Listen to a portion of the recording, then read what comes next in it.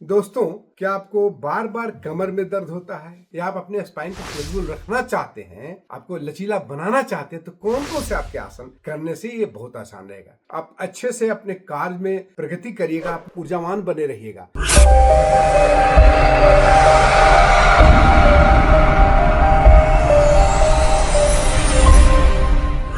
दोस्तों, क्या आपको बार बार कमर में दर्द होता है, मिडिल बैक में पेन होता है या अपर बैक में पेन होता है, सर्वाइकल में पेन होता है? ये सारे प्रॉब्लम्स आपके स्पाइन से रिलेटेड प्रॉब्लम है। साथ साथ में बहुत लोग ऐसे हैं जिनके पोस्चर्स चलने में खराब दिखते हैं। कभी कोई व्यक्ति ऐसे झुक के चलता है, कभी किसी का एक कंधे झुके रहते हैं, इस तरह से ऐसे झुके रहते हैं। तो ये सारे पोस्चर जितने हैं, ये सारे इसके कारण प्रॉब्लम है कि आपके स्पाइन में फ्लेक्सिबिलिटी नहीं है, आपके स्टिफनेस आ गया है। साथ साथ में इससे अनेक ऐसे प्रॉब्लम्स हैं जो कि आपके स्पाइन यदि स्टिफ हैं, फ्लेक्सिबल नहीं है, तो हो सकते हैं। उसमें आप कुछ बीमारियां तो ऐसी हैं जिसमें आपको ऊर्जा की कमी नजर आएगी, क्योंकि हमारा स्पाइन बहुत महत्वपूर्ण चीज है।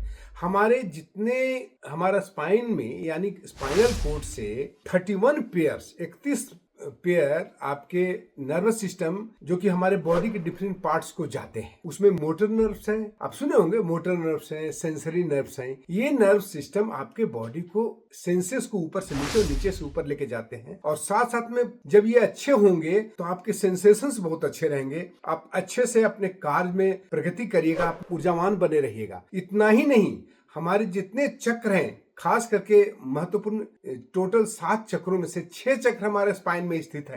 आपके कॉक्सिक्स से लेकर के आपके सर्वाइकल के अपर पोर्शन तक, जहां पर हमारे थायराइड ग्लैंड्स है, पैराथायराइड ग्लैंड्स है, यहां तक सभी आपको स्पाइन से रिलेटेड है। इसके साथ साथ में बहुत सारे एंडोक्राइन ग्लैंड्स जितने सारे हैं, सब स्पाइन, उसमें अधिकतर हमारे स्पाइन के पास में है। खास करके आपके थायराइड, पैराथायराइड, थाइमस ग्लैंड, फिर आपको पैंक्रियाज, लीवर, बहुत सारे ऐसे आइटम हैं जो कि आपको इसी स्पाइन के आसपास से गुजरते हैं। तो चलिए दोस्तों, स्पाइन की फ्लेक्सिबिलिटी कितनी जरूरत है, इसके बारे में आपको और ज्यादा न बताते हुए मैं बताऊंगा कि आपको स्पाइन को फ्लेक्सिबिलिटी, यदि आपके स्पाइन स्टिफ है या आप अपने स्पाइन को फ्लेक्सिबल रखना चाहते हैं, आपको लचीला बनाना चाहते हैं, तो कौन कौन से आपके आसन करने से ये बहुत आसान रहेगा। मैं बहुत आसान आसान आपको आसन बताने जा रहा हूं, बहुत टफ आसन नहीं बताऊंगा। मैं कुछ ज्यादा ही 7 से 8 या 10 आसन में बताऊंगा, परंतु उसमें से आपको चुन लीजिएगा जो आपको आसान लगे। सभी उतने ही महत्वपूर्ण हैं, उतने ही फायदे करेंगे।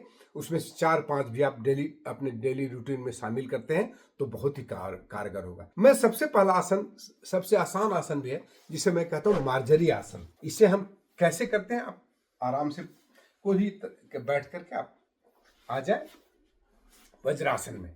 वज्रासन में आने के बाद आप इस तरह से, ऐसे हाथ को इस तरह से ढीला, कंधों इस तरह से हाथ को छोड़ दें। आपके घुटने और हाथ दोनों सीधे रहने चाहिए। श्वास भरते हुए सर को पीछे उठाएंगे। इसे हम कैटन का अपोज भी कहते हैं। और हिप हमारा ऊपर की तरफ उठ रहा है, हिप ऊपर की तरफ, सर ऊपर की तरफ, बीच वाला जो बॉडी है ये बेंड कर रहा है। देखिए, हमारा स्पाइन धनुष की दिशा नीचे की तरफ बेंड हो रहा है। इसमें श्वास भरेंगे और 5 सेकंड तक इस पोजिशन में रुकेंगे, फिर श्वास छोड़ते हुए नीचे की तरफ जाएंगे। इसे जितना हो सकता है हमें करना है। इसमें श्वास छोड़कर पेट को अंदर खींचेंगे और रीढ़ की हड्डी को बेंड करेंगे, बो की तरह, धनुष की जैसा। फिर इसको श्वास लेते हुए इस तरह से, जितना समय मिले, कम से कम 5 बार इसको जरूर, 5 चक्र जरूर करना है। आप देखें, बहुत आसान भी है और शानदार तरीका से इसको किया जा सकता है। दूसरा है अधोमुख श्वानासन। अब इसी पोजीशन में आप आ जाए और इस तरह से ऐसे पैर को इस तरह से ऐसे कर लें। अब बॉडी जो है से, आप नाभि को देखना है, इसे कहते हैं अधोमुख श्वानासन। इसको भी आप इत्मीनान से कम एक बार में 1 मिनट तक उस पोजीशन में रहें। इसी से लगे हाथ, आप इसके बाद आप लगातार चले आए शशांक आसन में। आप यहां से ही आप इस तरह से चले आए, रिलैक्स करें पैर को। आप चाहे तो इसको दोनों पैर फैला भी सकते हैं इस तरह से। तो ये शशांक आसन, 3 आसन, बहुत सिंपल आसन मैं बता रहा हूं। अब हम चलेंगे अगला आसन पर, जिसे हम कहते हैं पीठ के बल पर करने वाला आसन में बहुत आसान आसन है। इसका नाम है ब्रिज पोज या सेतु बंध आसन। ठीक है, ऐसे आप पैर को इस तरह से करें, फिर इस तरह से ऐसे पैर को उठाएं। इस पोजीशन में रुके। देखिए आपका यहाँ भी हम कमर से लेकर के सर तक का बॉडी बेंड हो रहा है। ठीक है। अगला आसन इसी तरह से इसको 5 बार करें। फिर भुजंग आसन ऐसे कर लें, इस तरह से आ जाए, ऐसे उठाए, पहले आधा उठाए इस तरह से। ठीक है। फिर इसको पूरा हाथ को खोल दें,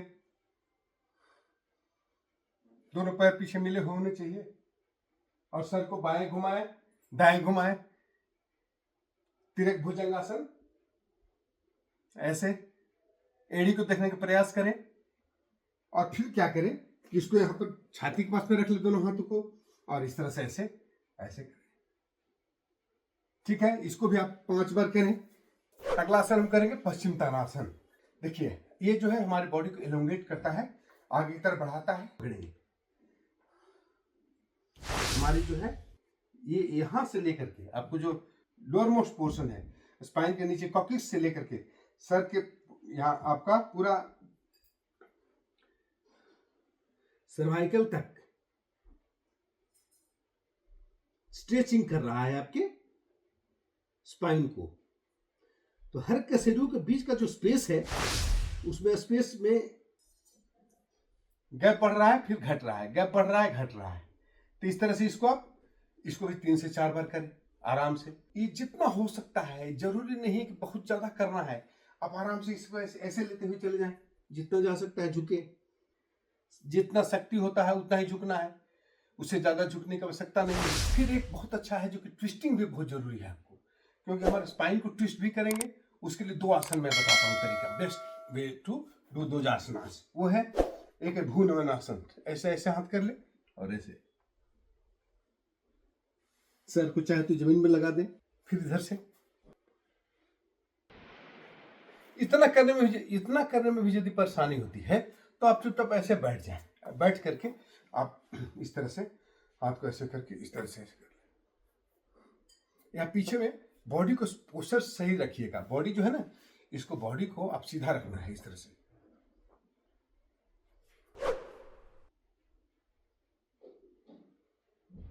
ठीक है।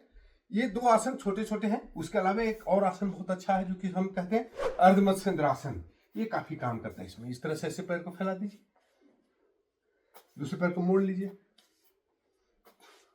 आ जाइए इस पोजीशन में। और फिर एक हाथ को पीछे, दूसरे हाथ को ऐसे लेकर के इस तरह से। यदि कर सके तो बहुत अच्छा है। ये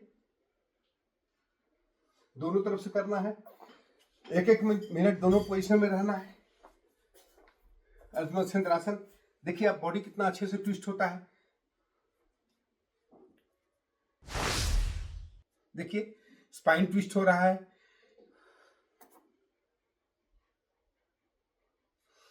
बहुत अच्छा है। एक और हम कर सकते हैं इसमें चाहे तो धनुरासन। धनुरासन आपको मैं वो भी करके दिखाई देता हूं, जो आपको अच्छा लगे उसमें चुन लीजिएगा। धनुरासन इस तरह से ऐसे कर लेते हैं, ऐसे इस तरह से ऐसे। इसमें भी स्पाइन आपका कुछ आसन आप हम बैठ एक खड़े होकर भी किए जा सकते हैं, लेकिन आप आराम से बैठ के किए जाने वाले आसन ही काफी आपके होंगे। इसको आप कर सकते हैं। एक आसन और है जिसका नाम है उष्ट्रासन। उसको करने का तरीका मैं आपको बताऊंगा। लास्ट जो मैं आसन आपको दिखा दे रहा हूं वो है उष्ट्रासन। इससे भी ये हमारे पराकाष्ठा है, बेस्ट है इसके लिए। तो सबसे इसको करने का तरीका कुछ नहीं, इसी तरह से आप बैठ जाइए वज्रासन में आराम से।